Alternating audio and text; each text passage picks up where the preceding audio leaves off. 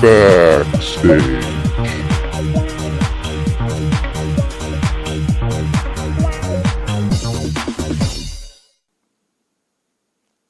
Welcome to Backstage Vancouver. I'm your host, Damien Gendron, and today I would like to introduce Mr. Lucas Johnson. Lucas is part of a new movement called Transmedia. Join me as I learn about this exciting way of promoting your stories. A new production tool that is quickly becoming a necessity in this Facebook world. Here is the interview in progress. We're back. My guest today, Lucas Johnson, transmedia expert. Been to his website. It's very, very interesting. I think everybody should pay attention to this today. Lucas, how long have you been doing this? How long have I been doing this? Probably 3 years, about that. I started working with a friend of mine on some ideas he had, and friends of mine were doing alternate reality games and stuff like that, and I was so interested in the kinds of storytelling they were doing. I started really researching it and talking about it, and just really got into the community pretty fast. Wow. So, technology's been something you've been interested in, obviously, for a long, long time. Yeah, I think, people these days are just growing up with it, and it's just in everyone's lives. You can't even escape it, really. So to have that sort of level of, I'm going to stumble here. That part of your life that is constantly online, interacting with people, that's how people interact these days. So to then bring that into storytelling, how can we tell stories using this technology, using the things that people are already interacting with, is just really interesting what the possibilities are. How about a little bit of history of transmedia? Okay. How long, the term itself, when did somebody sort of sit down and go, well, if we do take all these bits and we do this with it, we're going to call it transmedia? Are you aware of when that started? The term was popularized by Henry Jenkins probably 5 to 8 years ago in a book called Convergence Culture, though it was coined earlier than that. But his concept was using the word transmedia to describe things that people had actually been doing for a while.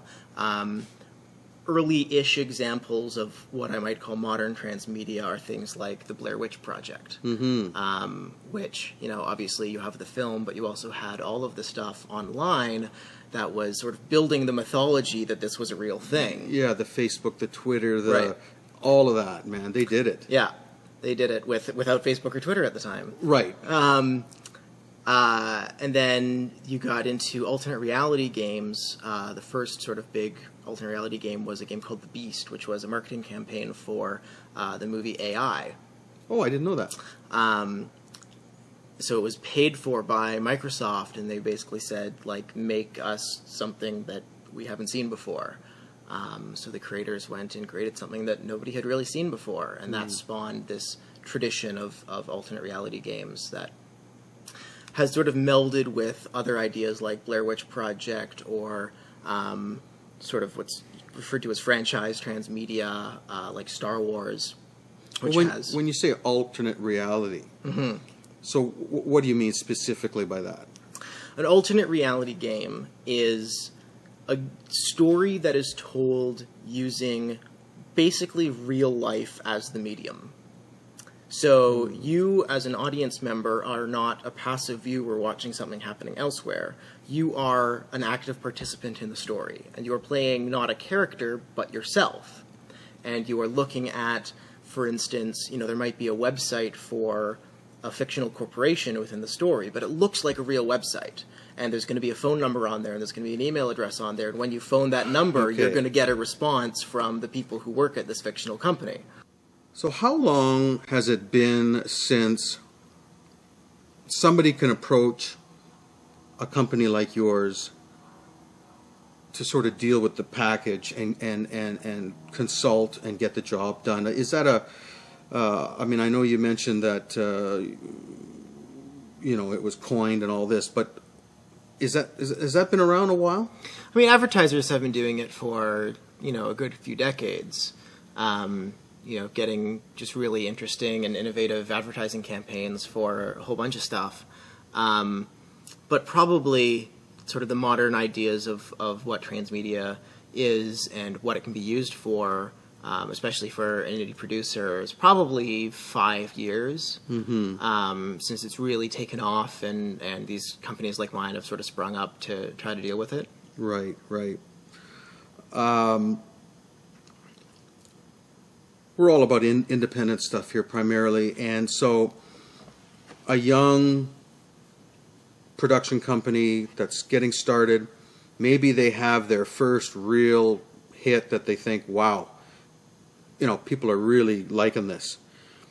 They got a bit of cash to spend, but they don't know where to spend it. Yeah.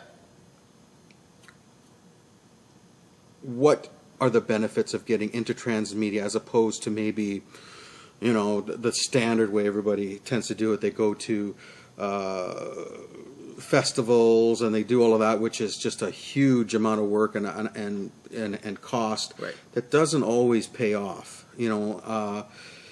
So what are the benefits of going maybe a transmedia semi-virtual kind of thing that you're talking about, as opposed to the old ways? Well, transmedia can help really in a few different ways. I mean, the part that really excites me is the new ways that we can actually tell the story. So, I come from a creative background. I'm a writer by training, and so often when you're working on a story, there's a lot that has to get left behind. Things that just don't fit into the story, the novel, the film. The method. Right. And just story aspects, characters that you wanted to really explore more that didn't get their chance or whatever. And transmedia allows you to really explore more of those things, because suddenly you're not just restricted to the one medium. You can, maybe you give that character a Twitter account, and the audience can then follow him and get to know who this character is outside of the film. Or you create, start a web series about some of the other characters or some of the other plot lines that are going on. For instance, there's one called the Lizzie Bennet Diaries. Have you heard of the Lizzie Bennet Diaries? I have. So it's a web series that is a modern remake of Pride and Prejudice. But it had a whole transmedia aspect too, where it wasn't just one web series. There were 3 or 4 different YouTube channels of different characters telling their perspective on the story. Right. All of the characters had Twitter accounts. There are characters that had Twitter accounts that were tweeting that didn't even show up in the story until halfway through the web series. But you could follow these characters outside of the YouTube channel. And it really built up people's understandings of these characters. It built up also the everyone waiting for the moment when William Darcy would show up on screen, because they had been following him on Twitter. On Twitter, are they acting? Yes. Yes. It's a persona. Yes. Okay. So the actors or whoever, or the writers at the time, were tweeting on behalf of these fictional characters. Okay. And then, and tweeting to each other and tweeting about events that we learned about in the web series. And then we could go on Twitter and be following these characters, then talking about it and being like, oh, I want to see what William Darcy has to say about that, or what he thinks of Lizzie Bennet. Wasn't that great for the writer? Oh, absolutely. That's wow. Yeah, from a creative point of view, it's just like, okay, now I have this huge new canvas that I can play with in so many different ways. It's also great for the audience, and this is sort of the other major thing that transmedia allows, is helping with audience building. Mm-hmm. In that there are many more ways to get into the story, many more hooks, or we call them rabbit holes a lot, ways to sort of fall into the story. If you're on Twitter and you see that, then maybe that hooks you into the story. Now, I'm going to check out this web series now. Right. And then you're going to raise the And then you get there and you find out there's this whole transmedia palette that you could, I can go here and experience I can follow them on Tumblr, I can follow them on Pinterest, and or play a game that they created about it, or and whatever. Every piece adds something to the overall story and adds to the audience engagement with that story. Right. All right, I'm getting it. Yeah, because honestly, I went to your site and I looked at everything and I went, I I still don't really get it, right? Right. But now I think I'm really starting to understand. So, okay, so they've, you know, same scenario. What would be the process that a person would go through, that a production company, producer, somebody would go through? Are there kind of logical first steps, and, you know, roughly, like, give us an idea of what the procedure is? First thing you want to do, and ideally do this before you're even doing your primary production, is think about what you want to do and what your goals are with the transmedia campaign. Mm-hmm. The best transmedia campaigns are ones that are integrated with the main product from the start. Okay. If you tack it on at the end, then it's going to be obvious and isn't really going to add nearly as much. If you can if your film references the Twitter account of one of the characters that you've already planned, then if people didn't know about the transmedia stuff and they just watched the film, now they might look up that Twitter account and see that there's a whole extra thing for them to enjoy. Right. So really thinking about what your goals are for it, what kind of platforms you want to use. I mean, thinking about budget constraints, obviously, you know, it's much easier to set up a few Twitter accounts and a blog than it is to make a video game to go along with it, like Defiance did. They created a whole massively multiplayer game. Right. But that's sort of definitely the first step. And then you find the people that are good at those things to collaborate with. Right. It's one of the things that I really like about transmedia is, you know, one person can't do it. No. But you can work with people who understand all of these things. Right. To just really enhance the whole project. So you're suggesting then, you know, right from the beginning, you should talk to someone to sort of at least get an idea of, you know, the plan. Yeah. Before you go and produce the whole thing. Now, would someone like yourself like to see a script or some storyboard or what? What Probably as much as possible. And someone like me, I would love to, you know, work with the creators very closely to figure out, okay, you know, what do you want to do with this project? What's your idea of the story world?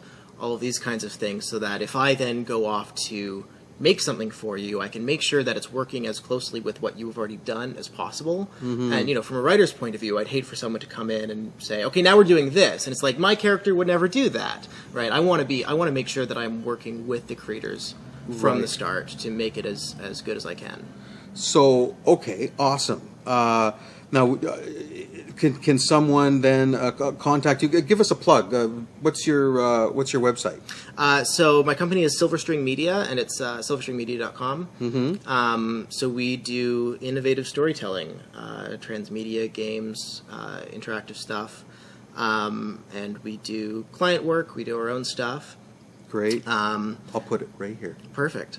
Transmedia. Yes. Absolutely. Text and video. The technologies we have. Oh my God.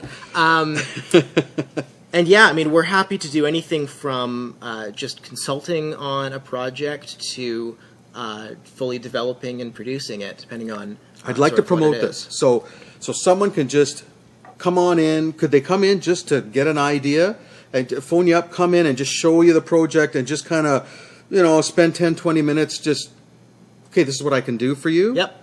Okay. Absolutely. So how can people learn about it quickly? They can go to your site. Yep. we have a blog that has a lot of sort of transmedia theory, overview of transmedia post, all that kind of Do you have a stuff. forum yet? We don't have a forum. You should have a forum. Well, when we have a big enough audience, we will certainly have a forum. I'd love to see more of this. I think it's great. What we may do is, if you're interested, I may pick somebody, young producer, and maybe do a little video about how they started, they came to you, and through the whole process, because it's just, to a lot of people, it's just so new. They still probably, after watching this, it's, you know, only 15 minutes, it may not give them enough of an idea. Yeah. Would you be open to that? Yeah, absolutely. Okay, I'll find somebody, and we'll sort of run through the whole process of what happened and what you suggested in the end, and I'll put it on the air. Cool. Man, thanks for coming, Lucas. Thanks for having me.